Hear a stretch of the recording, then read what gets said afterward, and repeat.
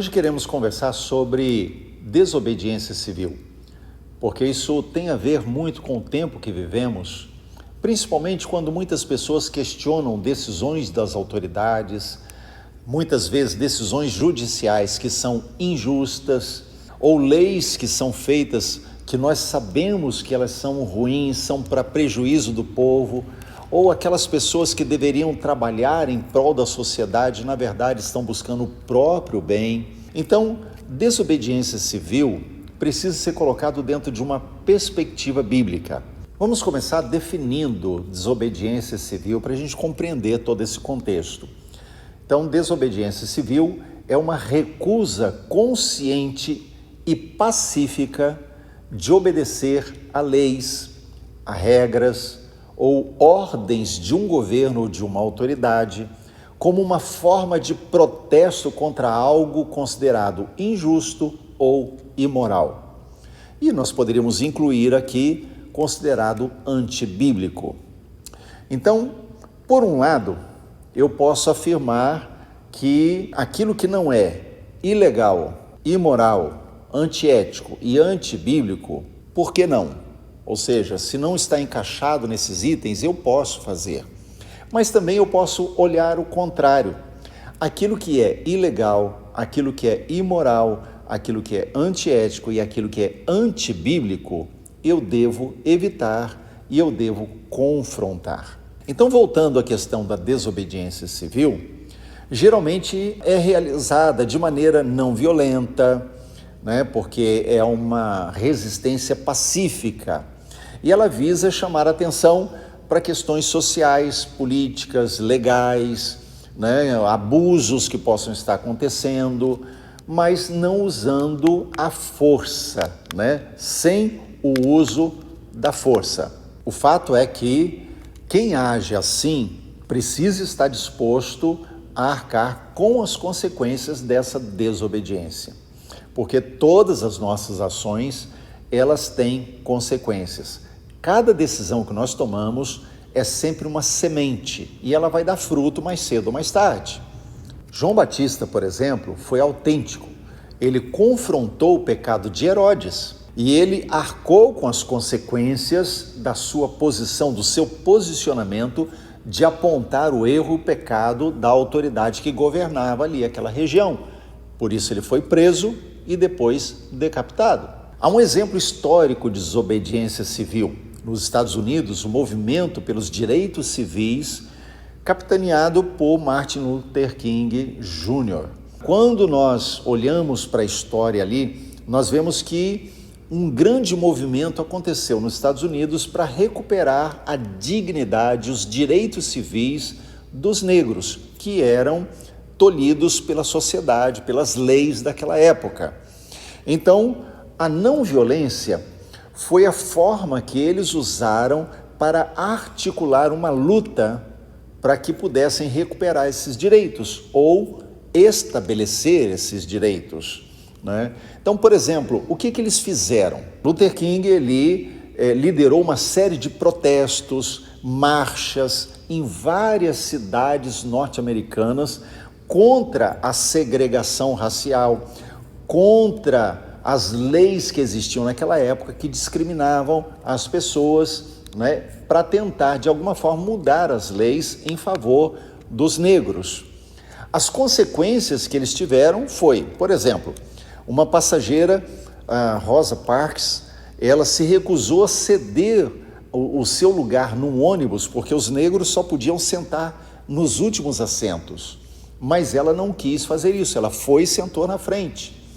E ela não quis ceder, e por isso ela foi presa. Martin Luther King Jr., ele foi morto em 1968, aos 39 anos de idade, porque ele conduziu essa luta pacífica.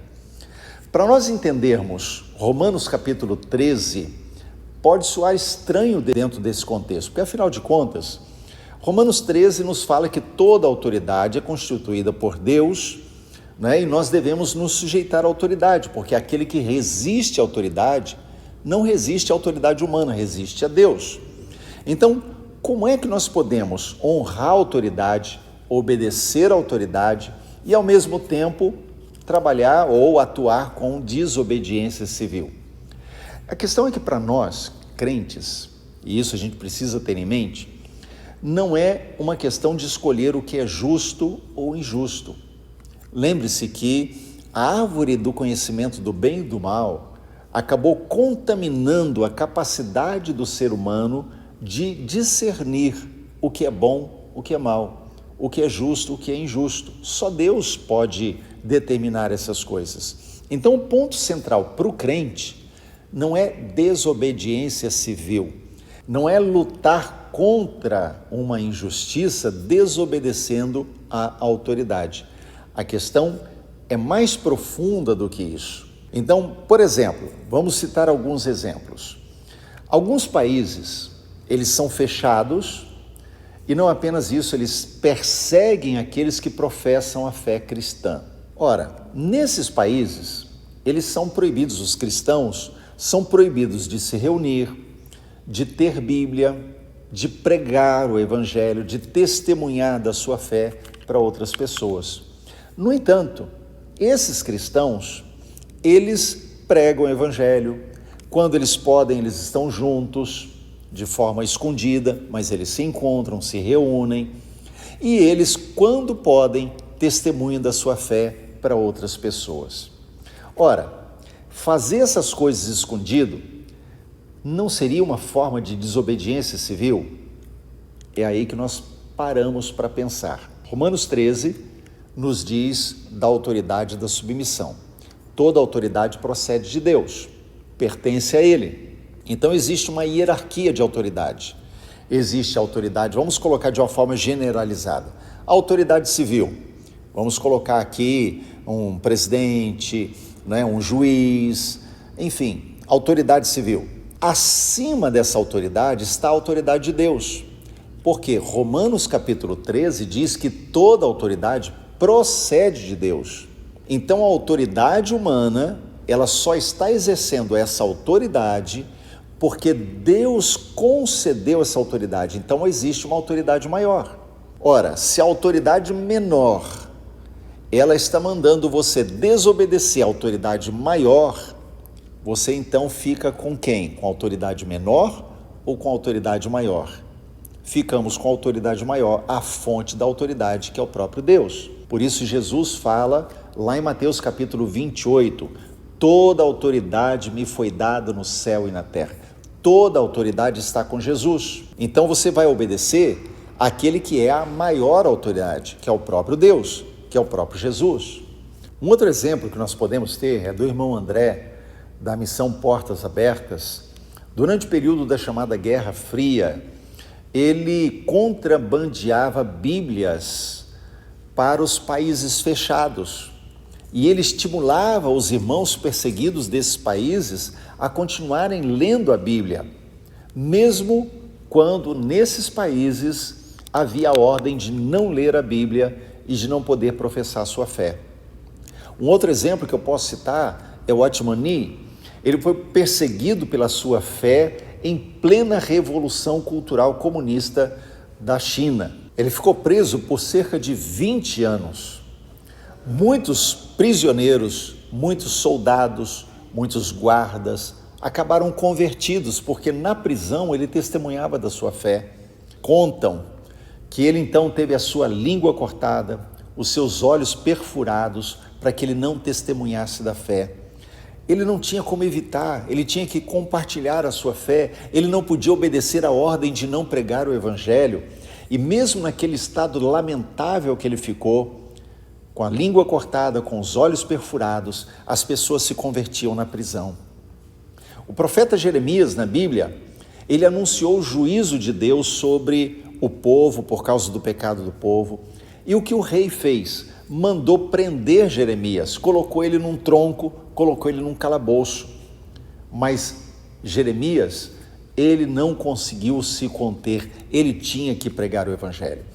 Jeremias capítulo 20, os versos 7, 8 e 9, diz assim: persuadiste-me, ó Senhor, e persuadido fiquei, mais forte foste do que eu e prevaleceste.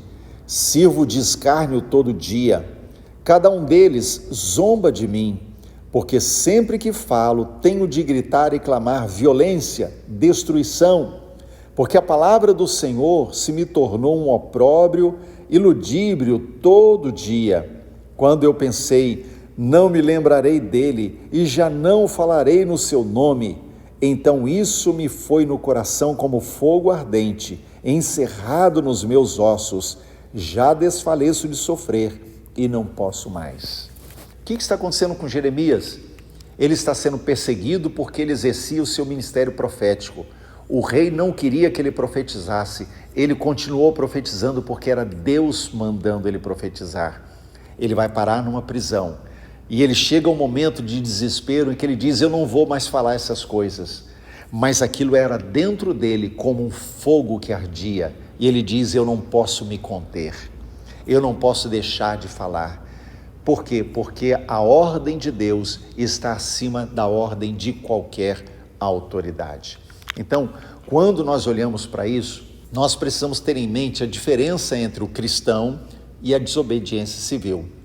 O cristão, ele tem sempre em mente que a prioridade dele não é desobedecer uma autoridade, a prioridade dele é obedecer a Deus.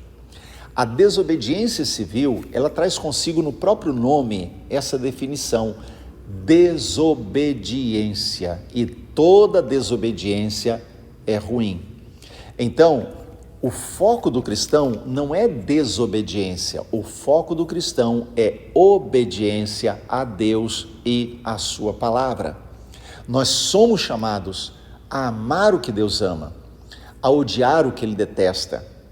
Então, nós sempre sabemos que Deus vai ser contra a injustiça, a maldade, a violência. Então, sempre vamos nos levantar contra essas coisas, mas por obediência à palavra de Deus. O Salmo número 5, verso 4 diz assim, Tu não és um Deus que tenha prazer na injustiça, contigo o mal não pode habitar. Então, quem anda com Deus não ama a injustiça, não pode habitar com o mal.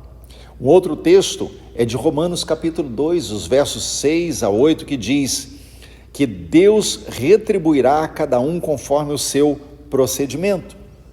É o que ele está falando nesse texto.